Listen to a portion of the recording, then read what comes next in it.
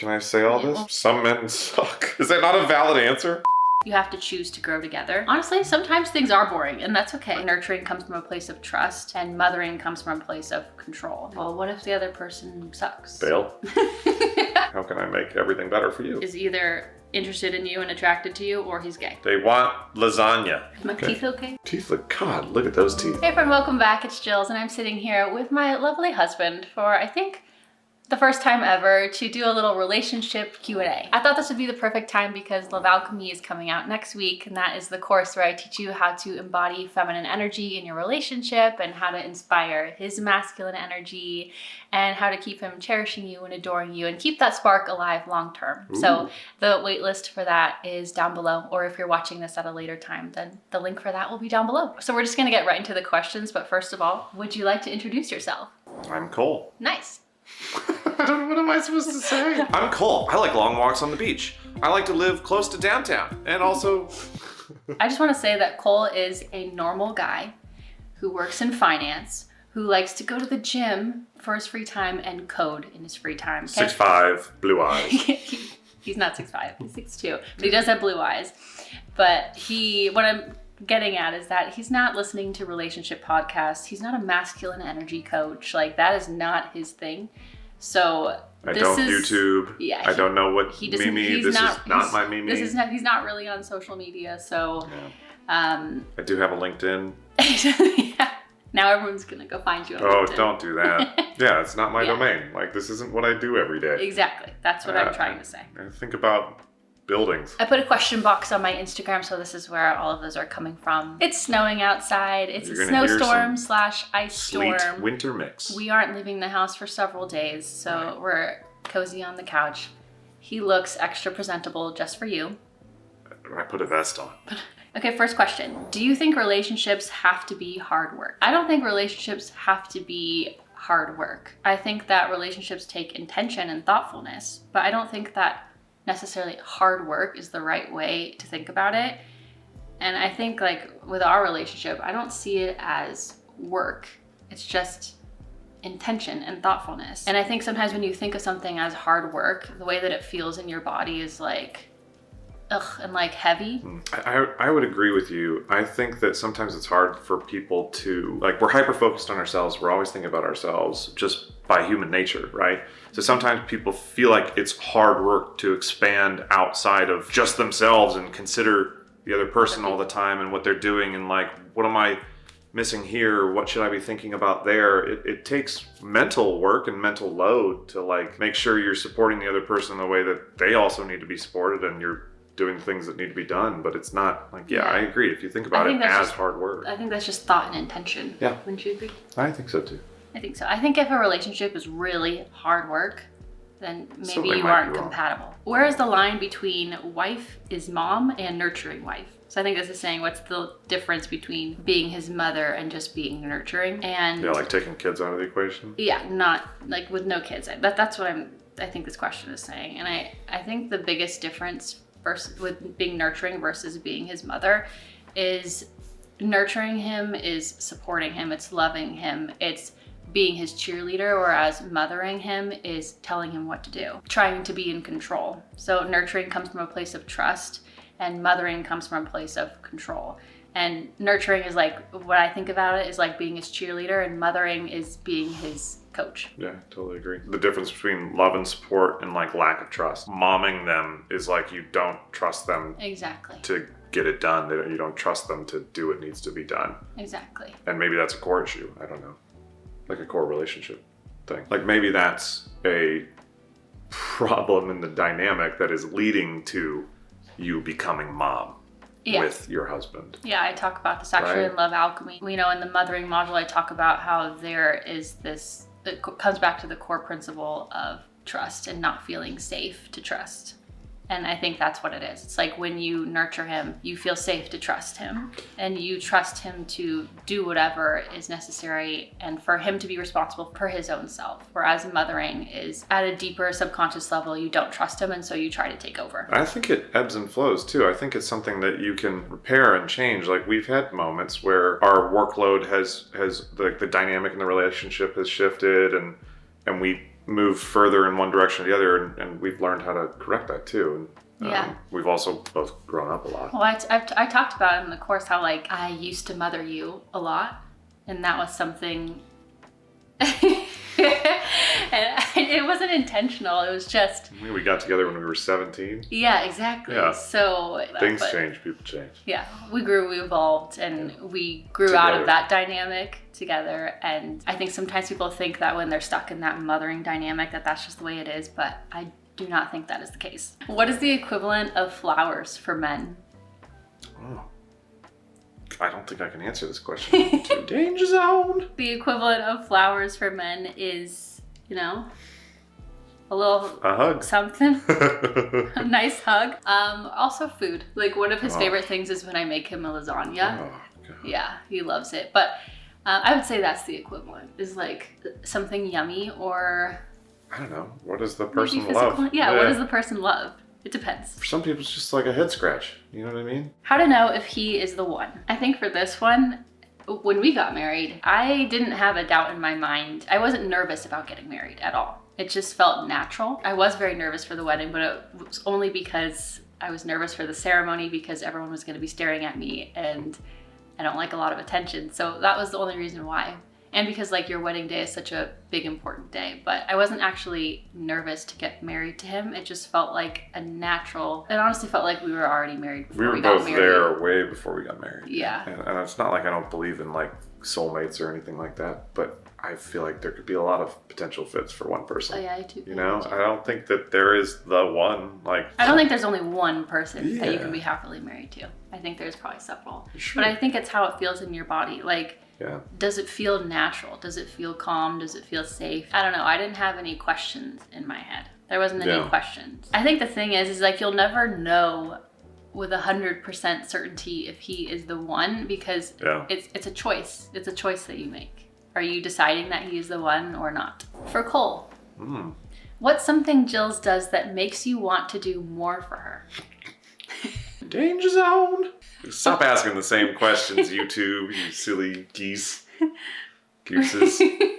It's just when I feel loved, you know? Like when I feel appreciated, when I feel loved, when I know that I get back from working really hard for really, you know, long stints and I'm exhausted and she recognizes it and she loves me for it and she appreciates me for it. And that time she touches your forearm when you're not thinking about it, or it's not always the big stuff. It's like, it can be really little stuff that you're just not thinking about that makes them feel close to you, you know? And when you feel close, like this, you know, how can I make everything better for you? Yeah. And I think just from a feminine energy perspective, men just want to feel seen and appreciated and acknowledged. And I think it really is often the little things. It's like when you acknowledge that they worked hard that day, or when you touch them on the shoulder or something like that.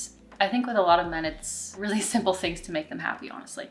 Best relationship advice you've ever received? I don't think I've gotten that much relationship advice, honestly. I mostly only had bad relationship advice. I'm going to be honest with you. What's our best relationship advice? Oh, like, I guess my advice would be just commit. Go all in. Well, what if the other person sucks? Then bail. Take vacations. Okay, no. Well, that is good. I think the biggest thing to remember is that your partner just wants to feel loved, just like you just want to feel loved. And sometimes when there's moments of someone being snippy or someone saying something or whatever, you have to remember that at the end of the day, we're all human beings and we just want to feel seen and loved. Yeah, I was going to say commit, go all in. And give grace, you know, to the other person because we all have lapses, we all have challenges like along the way, and we all have snapping points. And there's always times where the other person doesn't feel loved, even though you're trying to get them there or get on the same page and you just can't. So just give grace, come back and I think just like leading with love and communicating with love and focusing on that. And it's like even when the other person's in fight mode, just exactly. You know? It's like if someone's angry or something. Just commit to like approaching it with love and exactly being graceful and you will come back to center. Yeah. What do you think most women get wrong about what men actually want? I think at the end of the day, they want the same thing as you. They want to connect and they want to feel loved and they want to feel close. It's not much more complicated than that. I think so too. What do they get wrong? Well, I mean, it's not just about the other thing. Lasagna. That's all they want is lasagna. I don't understand. It's really simple. Make him lasagna. If you can't make lasagna, Buy it. go buy good lasagna. Unpopular opinion about modern relationships. Danger zone. We've obviously been out of the dating game for a long time, but I think that dating has gotten quite complicated these days. Yeah. And like with the dating apps, I think that they're fine. I don't think there's anything wrong with them. But when you have these dating apps, the first thing that you're looking at is someone's like resume. And like, what school do they go to? What job did they go to? How tall they are? Their picture. It's not about feeling. It's about what's on their resume. And I think for love and relationships, like, yes, obviously there are some things that are really important and you should have similar values and you should be attracted to your partner and all that. But at the end of the day, it's a feeling. Chemistry and spark and those kind of things. Yeah, and you don't get that through the apps. And I also, in my opinion, and again, I've never used one of them. Haven't dated as an adult. I watch friends do it, and it looks horrifying.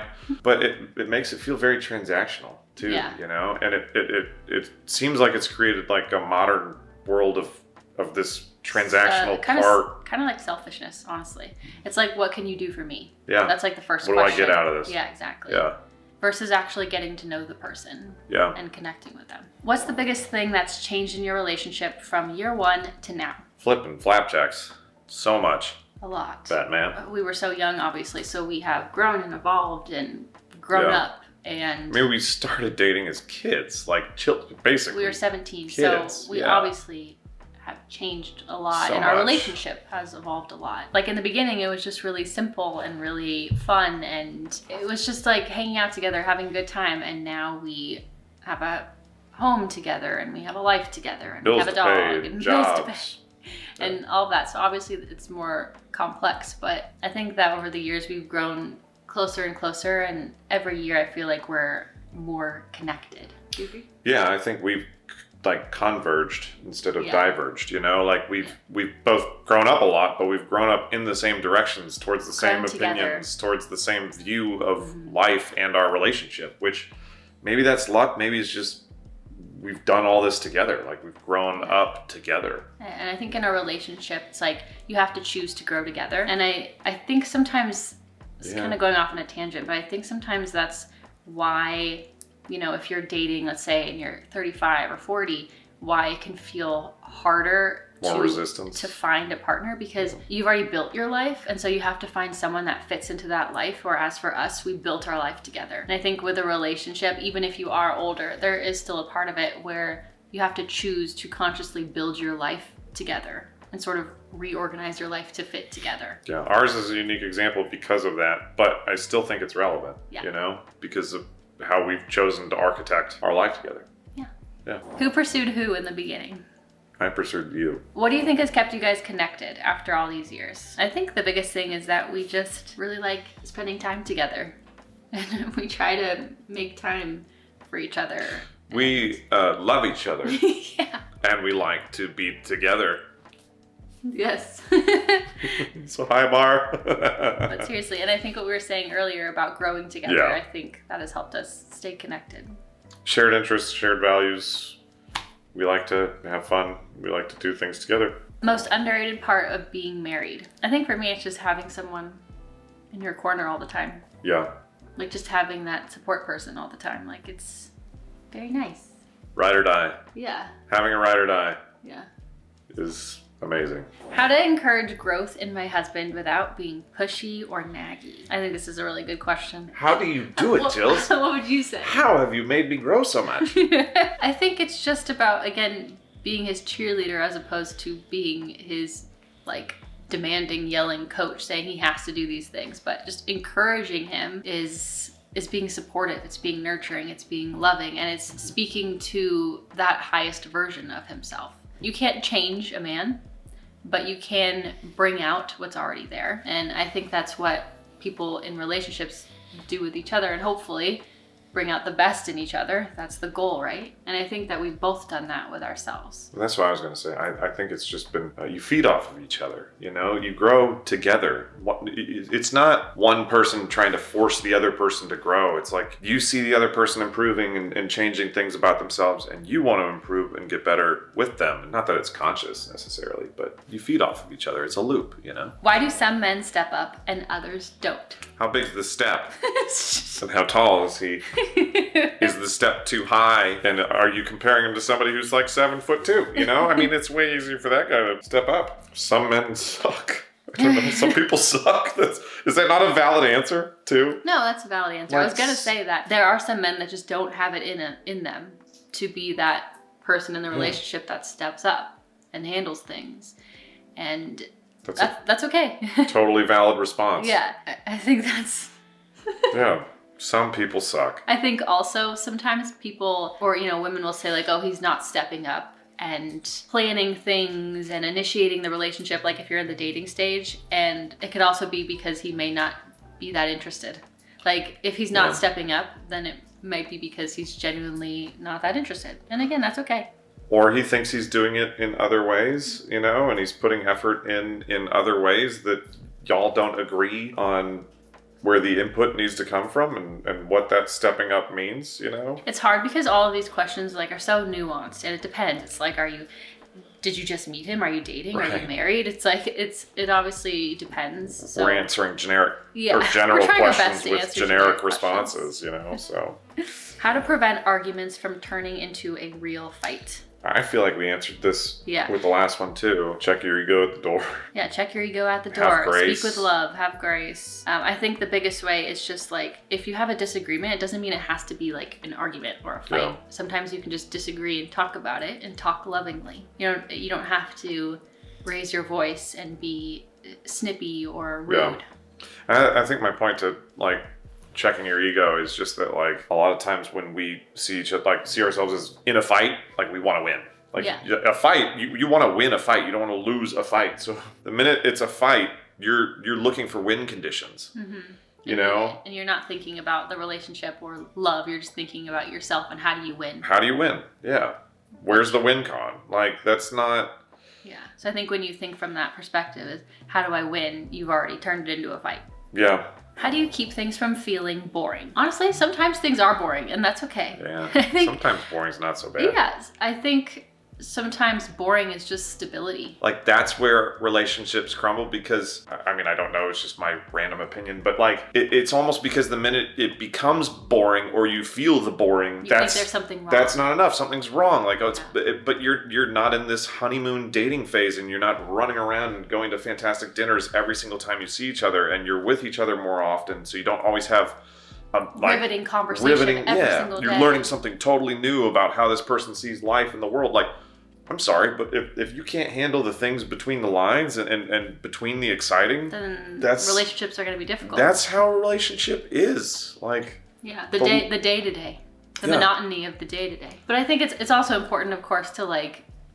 experience like something I was telling him recently is like how I wanted to experience more like new things with him. And one of my favorite things is just doing new things with him, whether that's going to new restaurants or traveling somewhere new or learning doesn't something mean you shouldn't new. Have all those things. Yeah, it's 100%. Just like that's not your daily life. Yeah. So most of us, it's like we moved from California, right? Where we grew up at the beach. You know, we grew up going to the beach all the time, or I did, going to the all the time in the summer, right? Then you get a job and you have bills to pay, and you don't spend your whole life at the beach. On the beach. Everyone always says men want to feel respected. What makes him feel respected? Of course, every single man is different, but I think if you want to generalize it, then I think it is acknowledging and appreciating the things that he's bringing to the table, not criticizing him, not criticizing his opinion or the way that he does things, not talking down to him or being condescending, obviously. What I'm trying to say is that it comes from a place of trust. Respecting him is trusting him and seeing his value and seeing his power as a man. Like, I don't know how to say that. Yeah, it's not like they're looking for undying adulation and admiration, you know? Like, it's also nuanced to what that person's life is like. What is that guy's life? What does he do? What does he looking for? Like, loved and respected are also used interchangeably in some ways, you know? It doesn't have to be groundbreaking stuff. It's just the simple ways that you talk to each other, you interact with each other, the way that you assume the best in him or you assume the worst in him. It's like, you know, when you get in a long-term relationship or you start living together or you're married, sometimes you can start picking things apart. And assuming the worst in your partner. And I think that is where that line starts. And it's subtle, but I think that's where that line starts to get crossed. Yeah.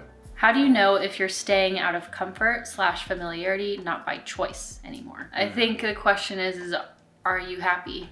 Yeah. Are you still happy? Yeah. If you're not happy in your relationship, then you may just be staying out of comfort and familiarity. And that sounds ridiculous, but we stay in situations all the time out of comfort and familiarity, even when we're not happy. So are you happy? Yeah, I think there's a difference between constantly always thinking there's greener pastures, you know, and like having that outlook on life and being unhappy, right? Because that's kind of what you're saying. I think that's what we've talked about in the past is it's like if you're always seeking the better thing and the upgrade, that's just different. That's more of a personal dilemma. Well, it also will never make you happy. Right. If it's always like that grass is greener mentality, not just in relationships, but in life. If it's always that with your house, your job, your everything, then you're never going to be happy. Which is a hard way to answer that because it's basically saying like, is it a personal problem? Yeah. Is this the way that you see life and your relationships? Relationship problem or a personal problem? Or is there a core relationship issue? Yeah. But I think you're the only one who can answer this question. Yep, follow your heart. How can I stop hoping even after getting a clear, respectful, amicable ending and closure? If you got closure and it was clear, respectful, amicable, then it's time to move on and occupy yourself with other things. Yeah. Just go out in the world and do things and put your attention on other things. Date other people. Trouble connecting on a physical level with my significant other. Low libido, no O, might be to do with child upbringing. I mean, this is so tough to, like, not a doctor. You know? I think this is obviously a tough question to answer, but if I was trying to give an answer, I think I would say if you're not doing this already, to start connecting physically without it being sexual. And to make that a regular thing and become more comfortable with that. You know, just touching on the arm or the leg or just touching while you're watching a movie. And just thinking about it. Thinking about it without it being sexual. Yeah. Like touch and connection, physical intimacy is not the same thing. Almost like rebuilding the core, rebuilding the like intimate scaffolding of your relationship. I think a lot of people who have been through long relationships have been through challenges like this, and it's rebuilding that the slow way, not trying to rebuild it the fast way. I think that's... And not judging yourself for it. Yeah, it's very easy. The mental spiral on both ends is very hard because the other person doesn't feel loved in that scenario, whether it's the man or the woman. I mean, this can happen on both sides of the relationship. I mean, it's like a feedback loop. Yes. Or it's like a cycle that it feeds on itself. Yeah, totally. But making sure that you're communicating love regardless, and making sure that you're trying to rebuild it the small ways and the slow way. And I think this is another thing that I think is really important, is over communicating it. I think a lot of people are uncomfortable communicating it when they're like not in the fight and like stressed out mode about it, right? And just saying, this is what I'm dealing with. This is how I want to approach this. You know, I love you, and what do you think, kind of thing. Like, how do we do this together? Just being open and honest about it and communicating truly open. Yeah. And being loving when you say it. Not like, oh, you're not good enough, you can't get me there. Not like that. Danger zone. I have feelings for my guy best friend and I really don't want to ruin our friendship. Okay, so here's what I would say. If he is really your guy best friend, if he's not in a relationship, then he already is either interested in you and attracted to you, or he's gay. Yeah, you can't have if other you have a guy best friend, friends. he either is in love with you or he's gay. So I say go for it, because I don't think that's gonna ruin anything. Yeah. Go all in. Life is short. Just jump go for on it. in. Take the risk.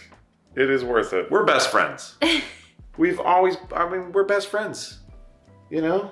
Yeah. He probably already loves you. I honestly think that romantic relationships that evolve starting from friendships are really wonderful. They're kind of like the best kind. Biased. We're biased. So. A little bit biased. How to communicate with partner if he is a workaholic, and sometimes we don't talk a lot. It's weird. I feel uniquely qualified at answering this question. Yeah, what would you say? So depends on the context. Sometimes you married a workaholic for a reason, you know? Well, it's like, I don't know if they're married, but I guess my first question is, You chose a workaholic. Yeah. Why did you choose a workaholic? I mean, he's a workaholic, so it's not a bad thing. It's just, well, I think if he's a workaholic, then I don't think that's going to change. So that's something you have to decide if you are comfortable with. Like, he's a workaholic and that's fine with me. Like, are you comfortable being in a relationship where he's busy a lot? Because some women are and some women aren't, and it's not, you know, better or worse. It's just, is that going to be in alignment with you? How to communicate. Sometimes we don't talk a lot. I always make time to talk to you. I do feel like I'm uniquely qualified to answer this question because I am a workaholic, truly a workaholic. And not because I just am a workaholic, it's because I have really high goals, really lofty ambitions, and I want a lot for me and for her. I want a lot for us. I always try to carve out time to prioritize us and her, to answer her call. I always try to interrupt something that's happening when I can, you know, to prioritize us and her and have the conversation and see how she's doing and check in. And I am a workaholic and I am working a lot. And there are a lot of weeknights and weekends where I'm just hanging alone because he's in the basement in front of his computer. But for the most part, I'm okay with that. With clients or with whatever clients. it is. Yeah, he's doing something. Something else. But we both have big goals. But I think if you really want to get his dream. attention and he's a workaholic, then just, not when he's stressed. Don't do this when he's stressed. But if he's sitting at his desk working, just wear something cute and then sit on his lap. And then he will be paying attention to you. You can always interrupt. There's a difference between like being ambitious and just being like a clinical workaholic. Yeah. Or just not giving the person, like being selfish. being selfish and not being willing to sacrifice any of your time and any of your attention to the other person. That might just be a mismatch. Again, it's a hard question to answer because we don't understand the context. We don't know the details. Okay, I thought this one was good because I've been dealing with this lately. Do you get moody with PMS? And if so, do you have practical tips to not let it affect you too? So first of all, I know he's gonna laugh at this, but I don't get that moody. So the past few months, okay, good. So the past few months, I've been getting very tired, like in my luteal phase, a lot of fatigue and brain fog. And that's something I'm working on. But once I get a lot of that fatigue and brain fog, then it makes me like agitated and annoyed. And then I start to get like moody and a little sad from that. More responsive, more reactive. Yeah. Which maybe you could call moody. I've never seen it as moody for you. It's two-sided too. Like it's a two-sided coin. And it's not always easy. And it's like, as a man, you're running on a different, beating to a different drum. You know, my day and my month is totally different. But paying attention to that. You know, paying attention to where she's at in her cycle, what's going on in her life. And I communicate. It's not like he just has to have a calendar. No, yeah, no. You know? He knows where I'm at because I tell him I'm in my ovulatory phase. I'm in my luteal phase. It's not like she's trying to stick it to me. You know, like, oh, you didn't know. Yeah. Thing. So I communicate that to him, and I tell him that I tell you that a lot. Like next week I'm gonna be in my week before my period, and I'm probably gonna have lower energy and be more whatever. You adapt. And so he is good about trying to be aware of that and acknowledge that and be kind during those moments. But I try. We try our best. Still two different people with two different hormonal machines. But I think also it's like if you know that you are gonna say something that you probably shouldn't say, and then just try to just zip your mouth and. Well, you could always say it two different ways, right? Yeah. You could always say it two different ways. That's what I always come back to. Is like, you could say it that way. Yeah. Or you could say it this other way. You don't want to say anything that's going to leave lasting damage. So it's better to just keep your mouth shut if you don't think that it's going to come out right. Yeah. Maybe keep your mouth shut isn't like No, I'm not. Best. Yeah. Keep your mouth shut. Just pipe down. Pipe down. Yeah. No, I just mean like if you take a breather and think. But other right? girls will get what I'm saying. Like when you have that like feeling come up, and it's like it doesn't even matter.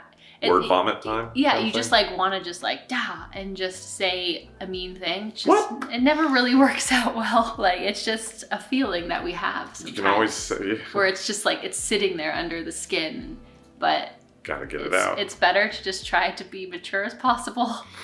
And if it's something that you want to have a conversation about, you can always do it at a later time. Yeah. It doesn't have to be right now. Well, it's like when I feel like, which I'm not comparing me to you, but when I feel angry, I take a beat. I take a breather, you know? Yeah. I step away from the situation lovingly. I try to step away lovingly, say, hey, I need a breather, come back. This is what I'm actually thinking. Versus word vomiting when you're in the moment, believe it or not, sometimes it doesn't come out right. Yeah. You know? It's just that for me, at least, it's like if I take a breathe, like that PMS time, it lasts for like a week. So if I take a breather, I'm still coming back as a still slightly agitated person. It's like that breather is a week. That's why I'm saying it's not exactly the same. Week-long breather might not work. Yeah, no, that might be tough. Don't take advice from me, ladies. I think just communicating, doing the best to communicate and be loving. I agree. Okay, so there's two questions that are kind of the same. It's how do you share responsibilities? Who is cooking? And then there's also this other question. How do you imagine balancing things out if you have children? Oof, which I feel like is sort of similar about like roles in the household. That has evolved a lot for us over the years. We're unique in that way. Because it started out with us both working corporate jobs, and then I quit and I took time off, and then I started building my business, but obviously it was very small in the beginning and wasn't super time consuming, and now it has grown and gotten bigger. So it's changed over the years because, for example, when I wasn't working, I was obviously doing the house stuff. You know, I was doing more of the cooking and the grocery shopping and all of those things. But honestly, now that we are both working, I mean, he is still working a lot more than I am. I just want to be clear. But different work. Yeah, different work. But hours wise, he's working a lot more than I am. And now we've reached a point financially as well where we're able to have some help with outsourcing, with grocery shopping and house cleaning and things like that, and even with some meal prep. So that's been amazing. It's truly incredible. Well, it's enabled us to keep attacking and keep working focused as hard on as our goals. But yeah, right. Yeah. But we're neat. I mean, that's unique, and it's not something that other people can probably compare to, or a lot of people won't be able to compare to. I will say, though, in my opinion, any opportunity that you do get to offload things from both of your plates and take back some of your time, even if you can reapply it to just working and making more money or whatever it is, or just if you can reapply it to spending time together and focusing on your relationship, or focusing on your kids if you have kids, or focusing on yourself and taking personal time. Resting. Right. But I like to think of it as an investment, not an expense, because those things are truly an investment. Yeah. And those things have helped us get our time back and focus more on our goals and focus more on our relationship. But with that said, we obviously didn't have the ability to do that when we were younger. We didn't have any help at all. We maybe had a house cleaner come once or twice a year in the beginning, and that was it. And so those things have evolved over time. The outsourcing, that's a newer thing for us. Yeah. I think the other thing is that it depends on where you're at in your relationship and where you're at, like age-wise as a person. Like I was way less self-sufficient as a kid in our relationship than I am as an adult today. Mm-hmm. You know what I mean? Like even if we didn't have the outsourcing, I can contribute more today than I could. Yeah. It's just a reality. Is like I could cook eggs. Yeah, true. Do you need scrambled eggs? Poorly scrambled eggs? Got you. He does cook breakfast though when he's here for breakfast, and that's very nice. So yeah, like I do like that. We split the remaining responsibilities however we can. Even the little things with Piper, feeding her, walking her, we kind of just tend to split it down the middle. We tend to have slightly different sleep schedules, so one of us handles the morning stuff, one of us handles the night stuff. If we had children, that would obviously add a whole new layer to all of it, and if we have children, we will be getting support for that. We don't have a family. Can I say all this? Well, we don't have family here. We don't have family here. We don't have that support network built in like a lot of our friends do. Like hopefully a lot of you do. Probably, maybe. We would never be able to just have like, his grandma mom come over to watch. We wouldn't have any of that. So something that I communicated to him very early on is that if we have children, I want to feel supported, and I don't want to feel like I'm doing everything or that we're doing everything, because I don't think that that's natural. We're answering different questions here, but we're not willing to sacrifice the goals that we have at the same time. So we need the help. But I mean, still to the same end, I imagine whatever it is, we will split it down the middle. Being a team. Yeah. She also obviously works. So she's got her full career. I have my full career. So there's no like lost understanding or difference in expectations there. We have different careers with different demands, and we will balance it accordingly. And I think both of us are really understanding. Yeah, and I think we're good at communicating about it too. Yeah. I mean, it's something we've learned over years, but... Yeah, and even something I try to be conscious of is like if I notice you are stressed or something, or you're really busy, but then you leave your dishes in the sink, sometimes I'll just do them. Give them grace. Yeah, just Give do them. Grace. Like it's if not a I've big deal. been sleeping 4 hours a night and working through the weekends for something that's happening that is unique, not that that's all the time, give the person some grace. He's probably doing it for you too. Yeah. Or she's doing it for you too. Best memory from your relationship so far? Oh. I mean, our wedding's obviously a big one. That was a big one. A wonderful day. That was a big one. For me also, I think moving across the country from California to Tennessee was a good one too. Summer of senior year was epic. So the summer after we graduated, that's one of my top memories too. The summer one of the greatest memories of my life. Yeah, the summer after we graduated high school, before we went to college, we obviously had like 2 or 3 months off, and we just had so much fun. We went to the beach all the time. We ate burgers and milkshakes, and it was Bazookies from BJ's. It was just so much fun.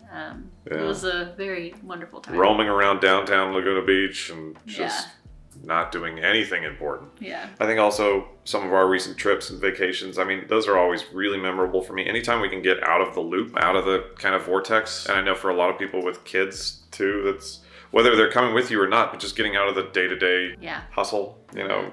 I agree. It's really nice. When I'm stressed, my partner gets stressed too and doesn't know how to handle it.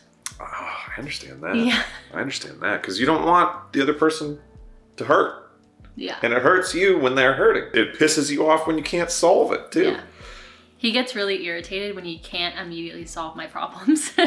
It's not that I'm irritated that you're irritated. Yeah, it's not like I'm annoyed like, oh my God, she's so, God, stressed annoying. And overwhelmed, yeah. No, it's like, how do I fix this? And I can't fix this. And then I get stressed like, because I'm just trying to fix it. Honestly, I would just say to communicate to him about what you are looking for. You know, we're not always looking for him to immediately solve our problems. Sometimes we just want him to be there for us and listen and be present with us. And I think sometimes we just have to communicate that. Yeah. Whereas if your partner's naturally problem solving by nature, they get stressed because they can't solve your problem.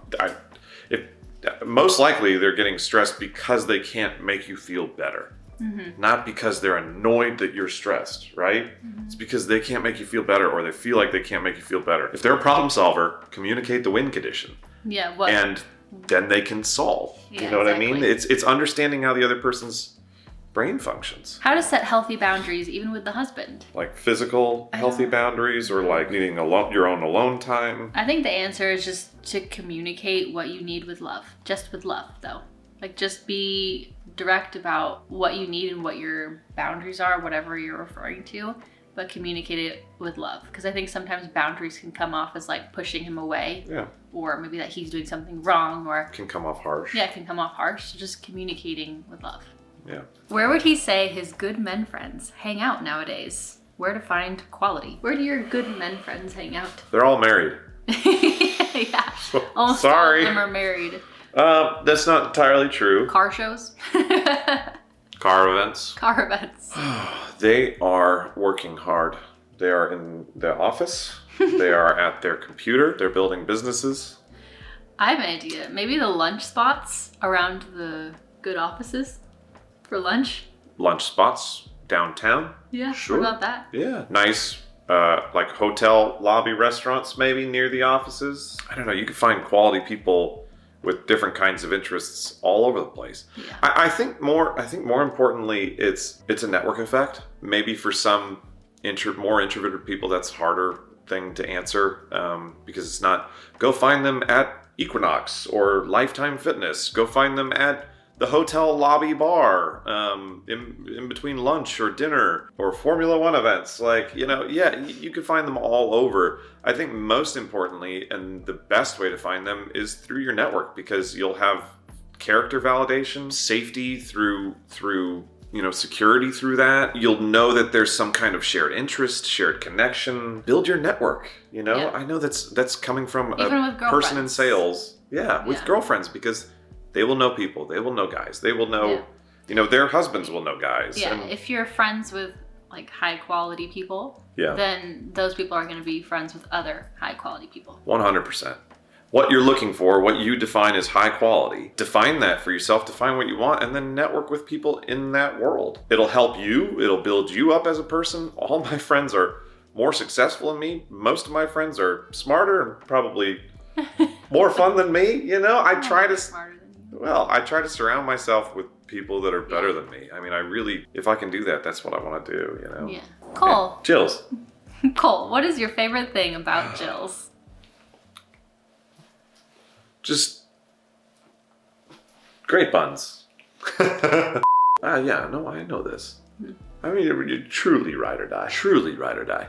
That is 100% my favorite. I can make 101 jokes, but a truly rider. I'm like a hyper loyal to the core kind of mentality, and she is a ride or die as well, and we just mesh that way. What is your favorite hobby together? We tried tennis. We try to do tennis sometimes. We like to go to restaurants. Yeah, we love. We're both foodies. I feel like maybe not foodies, but we love food. Who doesn't?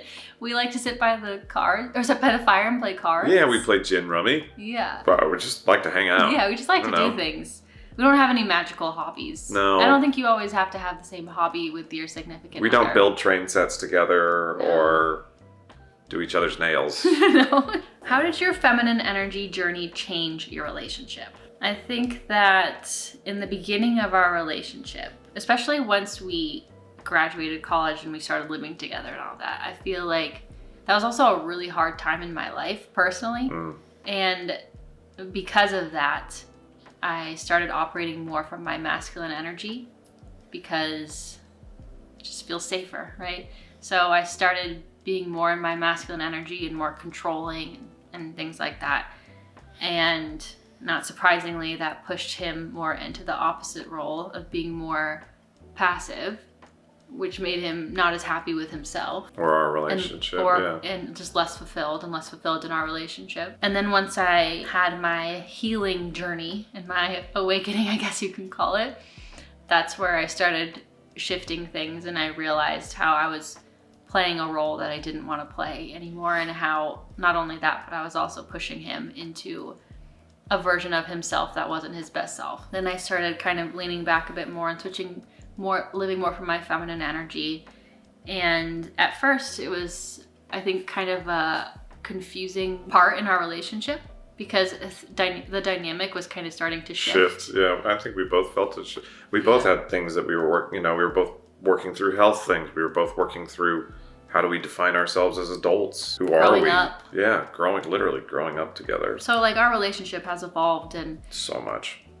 Me learning to embody my feminine energy has slowly and subtly changed the dynamic of our relationship over time because, as I talk about, you guys know polarity, when I'm in my feminine energy, that helps to inspire his masculine energy, and it's a feedback loop.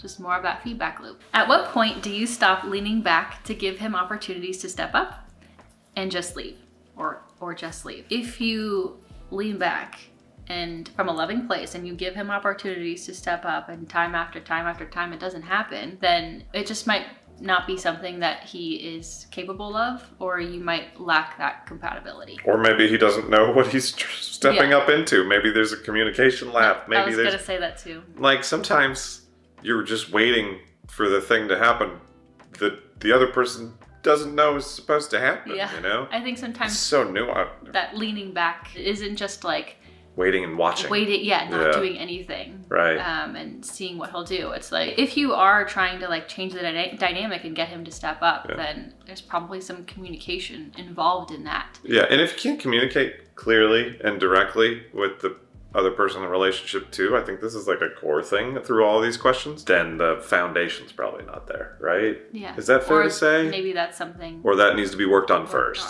Yeah. Yeah. But I think the point is that there will be some women who are waiting forever. Totally fair.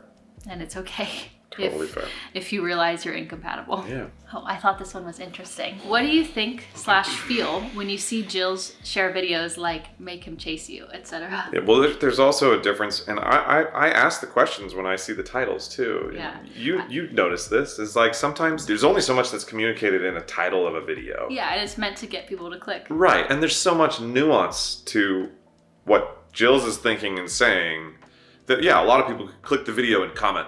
You know, like, this video is ridiculous, and not even watch the whole thing. Yeah. If I'm wondering, I just ask, like, what do you talk about in the video? Like, what does that mean to you, you know? Mm-hmm. I don't think I ever actually titled anything, like, make him chase you, but I do think I put that in a thumbnail. But, you know, you have to think about, as a content creator, especially on YouTube. How do you engage the audience? How do I engage the audience, and how do I get people to want to watch this? Yeah. And sometimes that does include using language that sparks that emotion from it, and you know, it works. There's a reason why people do it. You know, I don't think I think or feel anything too much one way or the other. I know Jill's message, and I know where she's trying to communicate from, and I know our relationship, like, you know. So at the end of the day, I know what she's at. The point that she's actually getting across in those videos is always wholesome and coming from a place of love for the people that she's putting the video out for, honestly. Jillz has a lot of love for her audience and everybody who watches her. So I want to know how he settled into his masculine while you were adjusting back to your feminine. What would you say? I don't know. It's hard to answer because I'm not doing what Jillz is doing. I'm not thinking about this every day. I'm not thinking about how do I rebuild my masculine core and he doesn't be this. I am hypercritical of myself. I do tear myself. You know, I do pick things apart and find what I don't like, rebuild the thing that I don't like. And I've also had those low points that were at the similar times or same times as you. I went through health challenges. I went through personal identity challenges. I went through, as every, I think, young adult does, like, not every, but many. I had my own mental struggles, my own challenges along the way. And, you know, mine maybe wasn't as literal and defined as Jill's, and what you guys see in the channel with her feminine energy and femininity and all that. But it's very much the same thing. It's rebuilt, you know, piece by piece, brick by brick, rebuilding the physical parts of yourself, you know, finding my athleticism again, finding my drive again, finding my sparks and where the sparks are. And I know that's not very well defined, and it's because it's not something that I've become adept at articulating like Jill's, but it's kind of the best I have. It's also just realigning with his confidence and his ambition, like he said, and his drive and his trust in himself and his capability, just like connecting with that part of himself again. Maybe one day I'll make a channel and I'll figure out how to tell you all in a better way, but today is not that day. And no, I won't ever make a YouTube channel. Why is there a huge war between men and women? Hasn't there always been? I don't know, but I think men and women are both just hurt. There's so many, and they're longing for the other too. Yeah, so many women have been hurt by men, and so many men have been hurt by women, whether it's emotionally or feel hurt by women or whatever. And or I think rejected, at the end of the day, everyone wants to feel loved. Yeah. And so if we don't feel loved, then it's easier to push them away and criticize them and reject them, because then we can't get hurt because we're not being disappointed, because that's what happens when you date. Like, you're gonna be disappointed by some people. I think also the dynamics have shifted in our world now because, you know, women are working, women are educated, we're graduating at higher rates than men are. So the dynamics of it has changed because we don't need men in the same capacity anymore. So, well, it's funny too, because I think there's almost there can be, in some cases, resentment from both sides on that equation, depending on how you pick that apart and look at it. I also think that social media just amplifies it very quickly, because I see this a lot on like TikTok specifically and Instagram Reels specifically.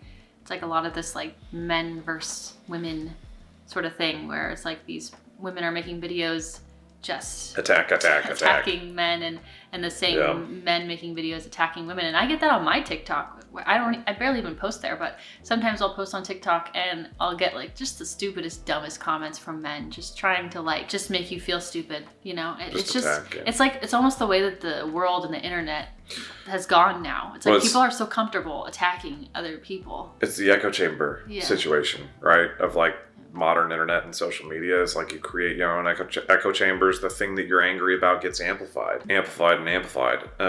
So you're dwelling on it, and when you're constantly dwelling on it, and that's what your attention is, that's what you create. Amplification. That's what you create in your reality, and that's how you start to see the world through. So if you're watching all these videos about how like all men suck and they're all cheaters and they're all losers, and then every single date you go on, you're seeing these men through that lens, and then it alters your perception. The same way like men who feel rejected by women and build this growing resentment towards women because they feel this air of rejection, and then they haven't gotten the love and respect that they feel like they deserve. They just keep building up that image, and they keep building that resentment, and guess what? Then they're gonna keep getting rejected. Yeah, they're gonna keep getting rejected. You know? And it's like another cycle. It just keeps building on each other. How to let go of your pride in an argument. You just have to do it. Yeah, you just have to do it. Again, it's like not you... Have faith. In a relationship, if you're in an argument, if you're just trying to win, then you're already losing. Yeah, the win is mutual, right? I mean, I feel like you win by reaching a mutual agreement and conclusion. Working together and connecting and hearing each other. You just have to stop letting your ego get in the way and speak with love. Well, also not having anxiety about being the first one to say sorry, or the first one to let it go, or the first one to release the pride, because it's okay to go first. It's okay because it's always a cycle. You're doing it first because you love them. You love them because of this, like it's a cycle, and they will catch the flow too and jump into the cycle with you. So it's moments of faith, and it's just doing it. Yeah, you just do it. Just do it. That's it. Those are all the questions. I hope you enjoyed that. I hope some sort of value came from that. And remember that Love Alchemy is coming very soon. I'm really excited about it. There's a lot that I've learned being in a relationship for such a long time. Yeah, and she's put a lot of effort and time into that too. So yeah, I think it came out really well. So if you want to join the waitlist, the link for that is down below. And I'll see you next time in my next video. Bye. Bye, friends. Later.